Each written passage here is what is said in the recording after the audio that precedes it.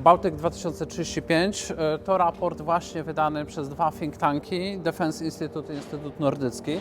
Za nimi stoją eksperci, którzy zajmują się polską obronnością, polską strategią od wielu lat w różnych konfiguracjach.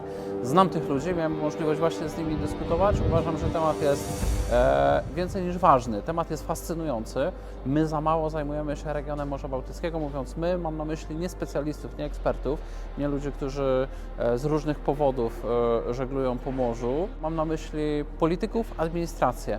Powinniśmy zwrócić większą uwagę na region Morza Bałtyckiego, to co tam się dzieje od strony biznesowej, środowiskowej, strategicznej, obronnej, współpraca także społeczna, ekonomiczna z państwami, które są na północ od nas. To ważny wektor naszej polityki. Często patrzymy na wschód, na zachód, turystycznie bardzo często na południe, najmniej patrzymy na północ, a tam się dzieje bardzo dużo ciekawych i ważnych rzeczy.